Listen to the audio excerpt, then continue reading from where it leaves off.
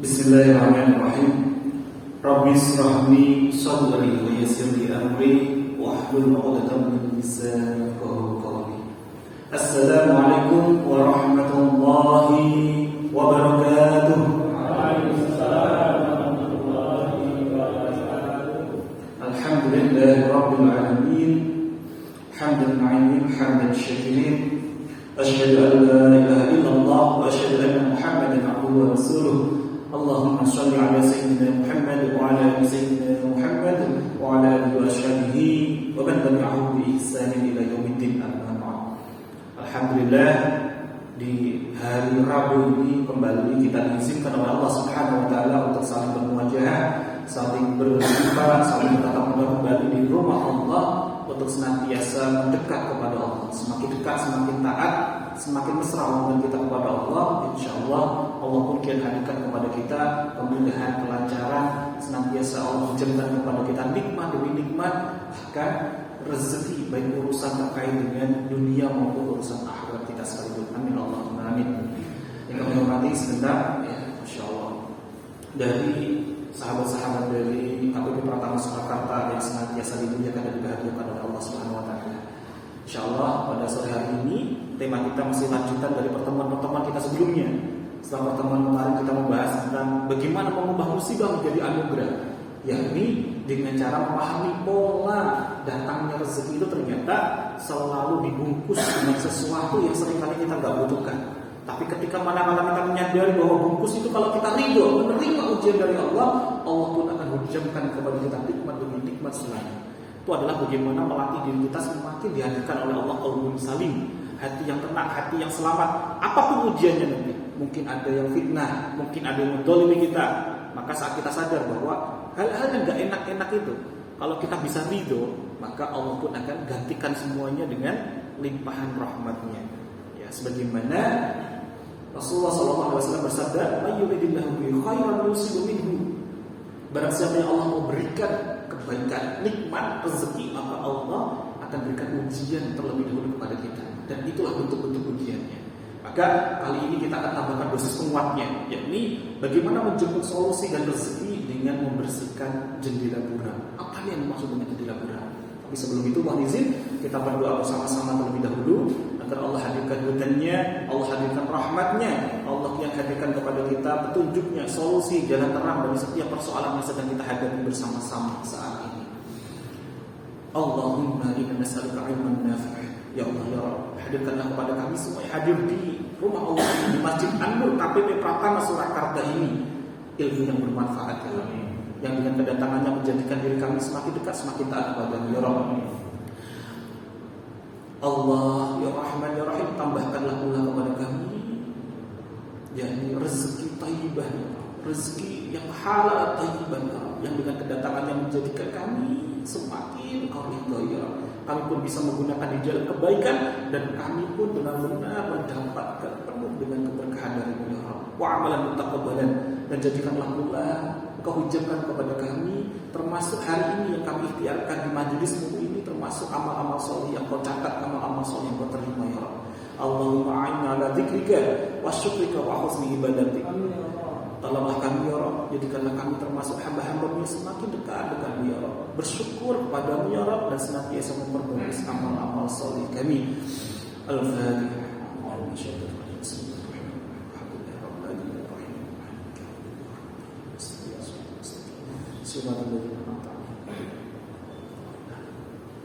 Baik, alhamdulillah, semoga dengan doa bersama-sama ini menjadikan momentum kita yang ibarat seperti bayi yang baru lahir. Kalau bayi baru lahir itu masya Allah benar-benar fitrah, benar-benar bersih, senantiasa Allah hadirkan pertolongan-pertolongan, keajaiban-keajaiban kepada bayi. Coba kita ingat-ingat itu, saat bayi baru lahir hidupnya penuh dengan keajaiban. Pengen apapun tinggal apa kemarin bayi itu? Tinggal gitu kan? Masya Allah. Pengen makanan, tinggal apa bayi? Makanannya datang atau bayi yang masih merangkak mencari makanannya gitu? Makanannya yang datang. Bayi pengen punya hajat, pengen apa? Ganti pampers, apa yang dilakukan oleh bayi? Gitu kan? Masya Allah, tinggal saja. Allah paksakan orang-orang di sekitarnya memenuhi hajatnya si bayi, menggantikan pampersnya. Itu bayi. Harusnya kita yang sudah dewasa harusnya bisa lebih ajaib daripada itu. Nah, bagaimana caranya? Ini yang kita pelajari bersama-sama kali ini, yakni tentang belajar membersihkan jendela buram kita.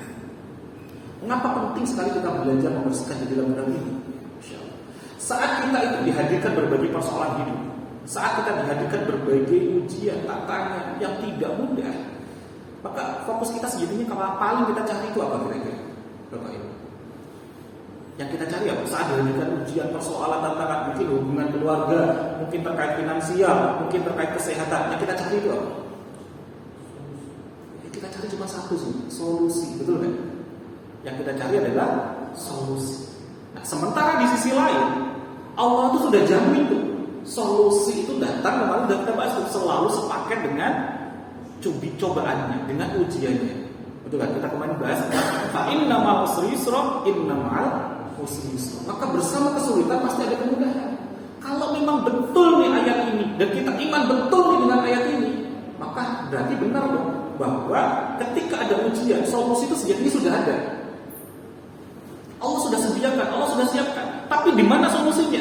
Seringkali kita nggak mudah untuk melihatnya. Seringkali kita nggak mudah untuk menemukannya. Mengapa?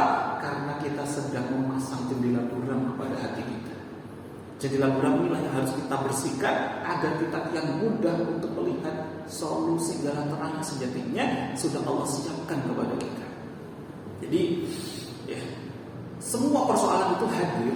Bisa jadi bukan karena Allah tidak kirimkan solusi. Namun kitanya saja yang masih terlalu asik dengan memasang jendela buram ini.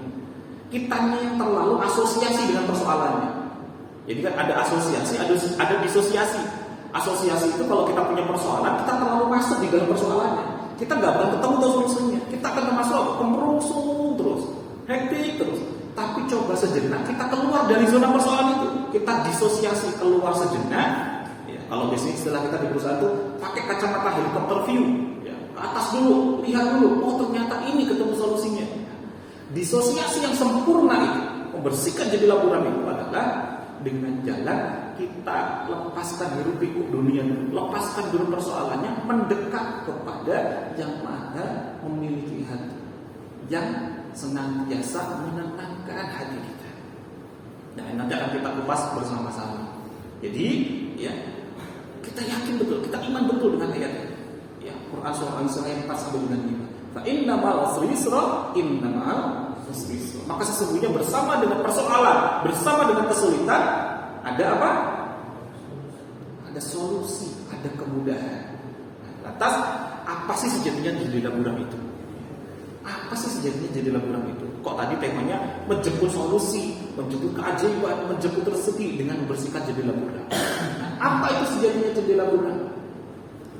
Jendela buram itu adalah saat di mana hati kita itu masih merasakan galau, masih merasakan risau, resah, khawatir, deg-degan di saat persoalan-persoalan itu hadir kepada kita. Maka disitulah kita sedang memasang jendela buram itu kuat-kuat. Contohnya, ketika bapak, ibu buru-buru mau berangkat ke kantor, sudah mepet mau telat, pernah nggak ngalamin kunci nggak ketemu tuh? Kunci mobil, kunci motor nggak ketemu, pernah nggak? Semakin kita kemerungsung deg-degan, semakin ketemu nggak? Padahal kuncinya jelas ada tuh, pasti ada di suatu tempat. Solusinya mah ada, tapi kenapa kok nggak terlihat? Padahal di saat hati kita itu tenang, pas nggak butuh tuh, pas tenang banget, ternyata kuncinya cuma di situ. Nanti buat ngalamin lagi. Pernah nggak ngalamin seperti itu, Bapak Ibu? Maka sejatinya solusi itu ada, tapi semakin kita hati itu bergejolak, deg-degan, kemerungsung, maka solusi nggak ada. Pun sama dengan persoalan kita di kantor. Kalau ada klien, ada customer yang nggak mudah banget, akan dia komplain dan lain sebagainya. Kalau kita ngadepinnya pun dengan hati yang bergejolak, insya Allah nggak akan ada tuh ketemu solusi.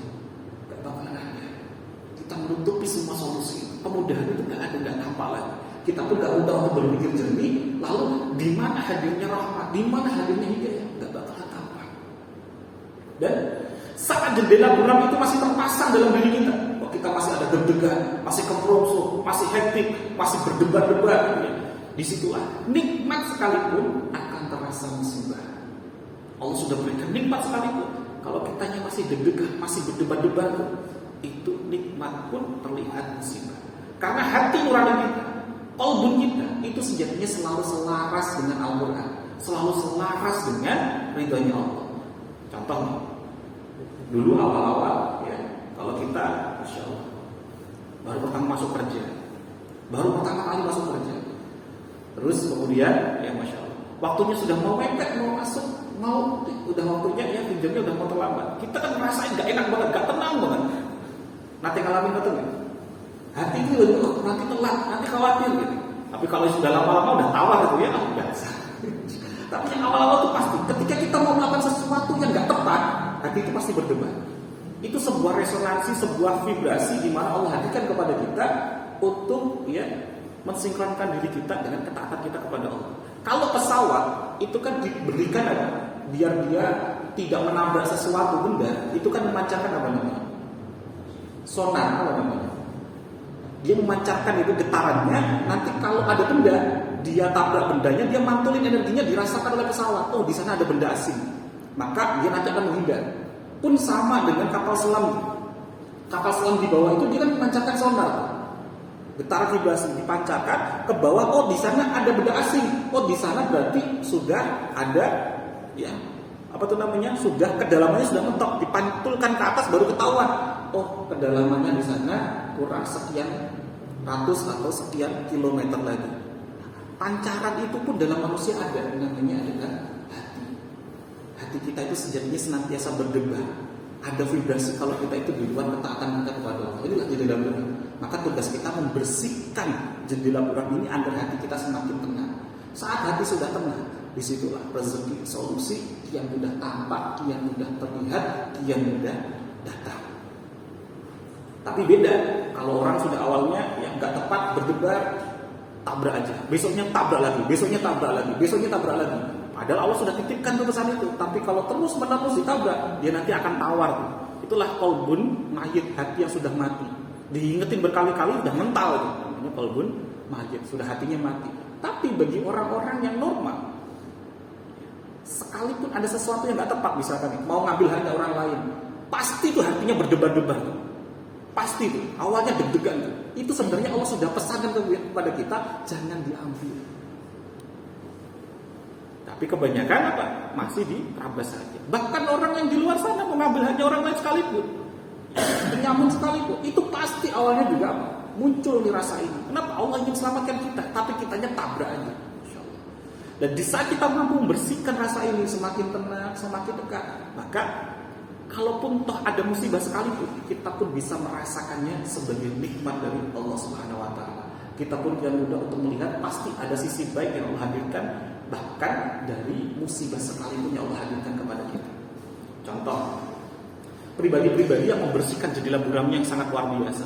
Contoh, seringkali saya sampaikan di kajian-kajian Nabi Musa alaihissalam saat sudah hendak dibunuh, dikejar-kejar tentara Fir'aun, gak ada tuh solusi di depannya. Di depannya adanya apa? Laut Merah. Dia sudah mentok tuh di pantai, gak bisa kemana-mana lagi.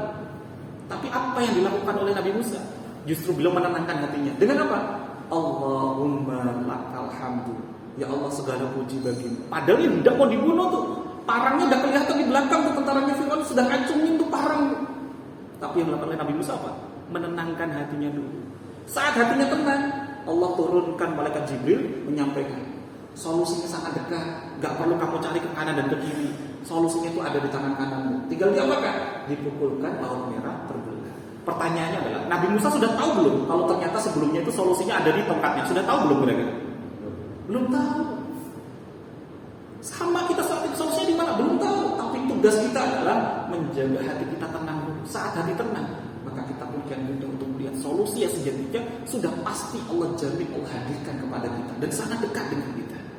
Maka bisa jadi persoalan demi persoalan saat ini justru solusinya sangat dekat dengan kita. Bisa jadi hanya karena ridhonya orang tua kita, hanya karena ya masya Allah kitanya yang masih sering kali belum bisa menjaga hati pasangan kita, anak-anak kita. Cuma dari hal yang sangat sederhana, kita cek lagi banyak ketahuan.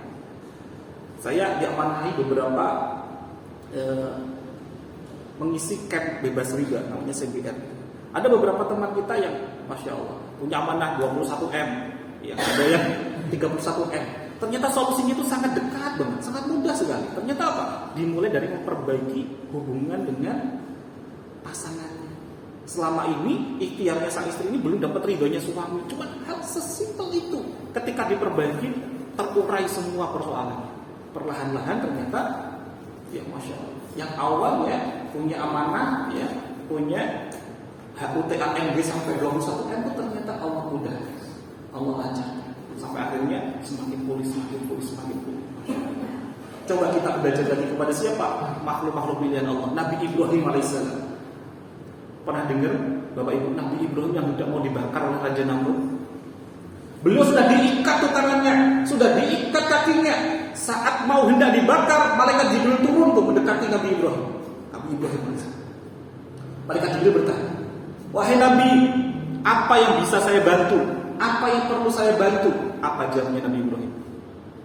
Padahal kalau kita di posisi itu, Masya Allah, di posisi gak ada solusi lagi, tangan kaki udah terikat. Tapi jawabnya Nabi Ibrahim, enggak, saya enggak butuh bantuan. Kemudian Nabi Ibrahim menjawab, hasbunallah wa ni'mal wakil. Cukup bagiku Allah sebagai pelindung. Ni'mal maula wa ni'mal nasir.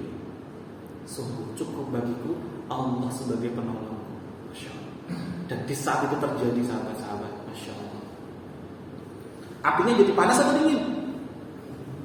Padahal Nabi Ibrahim sebelumnya tahu nggak kalau apinya nanti berubah jadi dingin? Gak tahu. Solusinya Nabi Ibrahim pun juga gak tahu. Tapi saat menenangkan hatinya, membersihkan jendela buram ini, solusi pun dihadirkan oleh Allah Subhanahu wa Ta'ala. Ya, Masya Allah.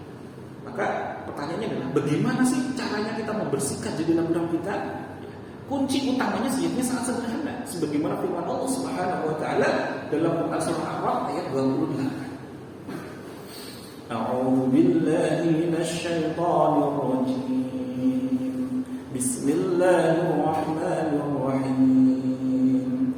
Alladzina amanu wa tatma'innu qulubuhum bi dzikrillah.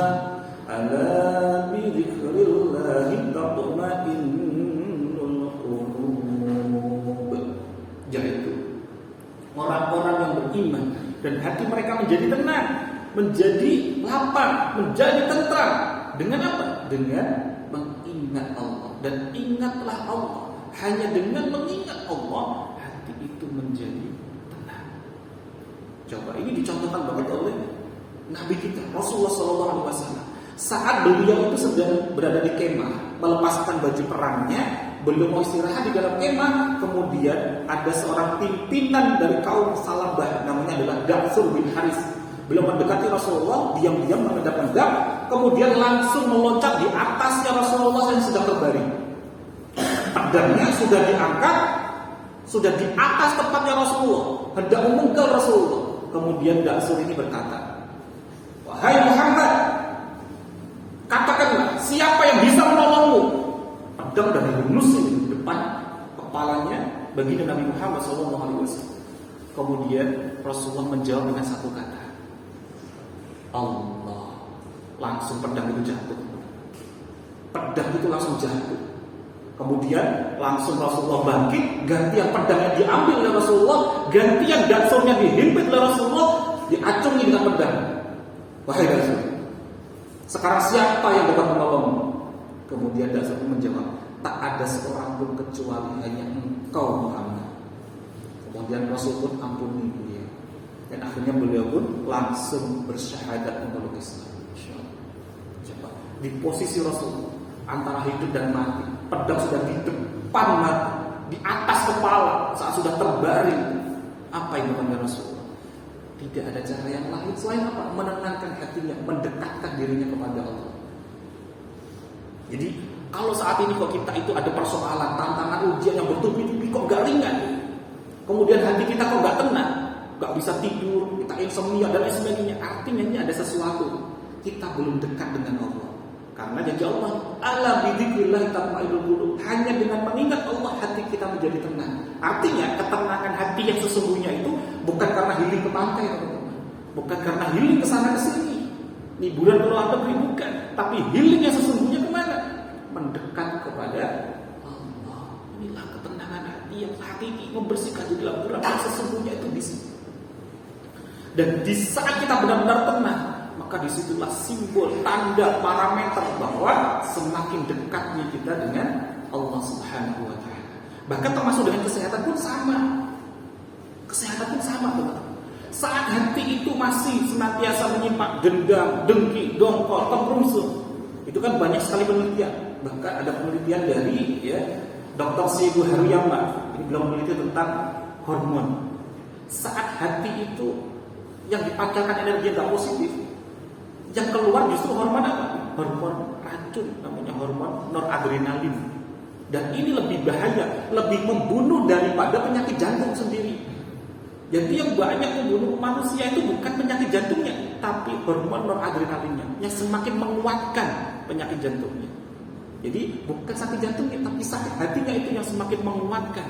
Jadi dendam, dengki, dongkol, ya Masya Allah, iri, sifat-sifat yang gak positif, yang gak menenangkan diri kita. Jendela buram itu justru menghasilkan hormon yang tidak positif ke dalam kesehatan kita.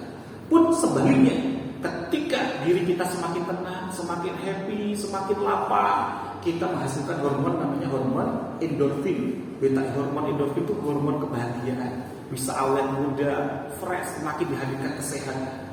Jadi dimulai dari mana? Dari hati. Dan Rasulullah kan ingatkan kepada kita. Apa itu?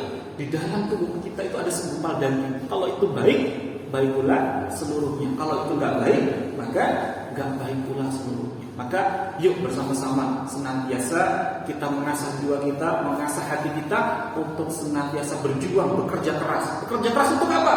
Bekerja keras untuk terus membersihkan jendela muram kita, agar hati kita pun semakin tenang, semakin lapang, semakin dekat dengan Allah Subhanahu wa Ta'ala. Jadi apapun persoalannya, maka teruslah kita bekerja keras, berlatih, melihat yang baik-baik saja dari setiap ketetapan yang Allah hadirkan kepada kita. Pasti ada sisi baiknya. Mungkin saat ini belum tampak, tapi dengan menenangkan hati kita sejenak, solusi pun akan semakin kita dapatkan. Rezeki, solusi, ya Masya Allah, kemudahan kian Allah hadirkan kepada kita semuanya. Kak, alhamdulillah ya. Sebagai ya Masya Allah, closing di akhir statement kita pada sore hari ini, kajian sore hari ini, ya, makalahnya Imam Syafi'i yang sangat masyhur sekali. Beliau berkata, ilmu apa yang paling baik itu? Kira-kira ilmu apa, teman-teman? Ilmu apa sih ilmu yang paling baik itu? Kalau bisnis pesantren punya ilmu hal, apa itu ilmu hal? Yaitu ilmu tauhid dan ilmu fikih. Karena kalau nggak ada ilmu tauhid, kita nggak pernah tahu tujuan hidup kita kemana. Kalau nggak tahu ilmu fikih, kita nggak tahu nih kita mau ngapain, geraknya gimana. Ilmu hal. Tapi Imam Syafi'i menyampaikan ada ilmu ini yang paling baik. Apa itu? Jadi ilmu yang bermanfaat. Ilmu apa? Ilmu yang bermanfaat itu lahirnya dari mana? Dari ilmu yang dipraktekkan. Kalau ilmu hanya sekedar dimengerti saja, nggak dimanfaatkan, nggak dipraktekkan, itu namanya bukan ilmu yang bermanfaat. Malah justru nanti kita akan dihisab. Sudah punya ilmu, kok nggak dipraktekkan, kok nggak diamalkan, kok nggak disiarkan. Maka ilmu yang paling baik adalah ilmu yang memberikan manfaat, bukan hanya sekedar diingat. Inilah makalahnya Imam Syafi'i. Maka kalau kita ingin terus dihadirkan berbagai kemudahan, solusi dari setiap persoalan hidup kita, maka banyak-banyaklah kita bekerja keras untuk membersihkan jendela muram ini. Yakni apa? Senantiasa mendekatkan diri kita, tahukan segala sesuatu yang ada dalam diri kita, aktivitas kita hanya kepada Allah Subhanahu wa Ta'ala. Bagaimana caranya? Langkah awalnya adalah niatkan dulu. Semua apapun aktivitas kita itu adalah ujungnya nanti tambahkan lillahi ta'ala, ibadah lillahi ta'ala. Mau teman-teman mau ngumpul nongkrong, mau minum kopi sekalipun, niatin saya niat dulu mau silaturahmi lillahi ta'ala. Mau minum kopi, saya niatkan ini, semoga nanti saya semakin fresh, semakin mudah ibadah saya lillahi ta'ala. Maka perkara dunia sekalipun akan semakin dimudahkan oleh Allah dan bernilai surga dan bernilai akhirat kepada kita. Dimulai dari hal-hal yang sederhana saja. Termasuk nanti hadirnya ujian, persoalan, mungkin ada kebijakan-kebijakan yang gak nikmat bagi kita. Barulah kita berlatih untuk ridho kepada Allah. Pasti ada sisi baik yang Allah hadirkan kepada kita. Ingat kemarin, gunakan lagi jurusnya kemarin, mengubah musibah menjadi anugerah. Ini sebagai satu kesatuan saling menguatkan. Kalau ada ujian, alhamdulillah kita respon dulu, alhamdulillah. Maka kita pun akan mudah mendapatkan hikmah. Karena terima kasih itu, ya Masya Allah, terima kasih itu kan bentuk juga dari rasa syukur kita. Terima kasih itu terdiri dari dua suku kata, terima dan kasih. Jadi kalau ada apapun yang gak mengenakan sekalipun, terima saja dulu, barulah kemudian lihat dengan mata kasih. Lihat dengan sisi positifnya, pasti ada kebaikan. Saat kita mudah melihat dengan mata kasih, kita pun akan mudah menghadirkan hati yang bersih, hati yang jernih, hati yang lapang. Amin Allahumma amin. Barakallahu fikum. Semoga yang sedikit ini bisa memberikan manfaat untuk kita, mengecas iman kita, mengecas ketakwaan kita, dan kita pun semakin diakui oleh Allah Subhanahu wa taala sebagaimana dalam firman Allah, "Fad'uni fi ibadi."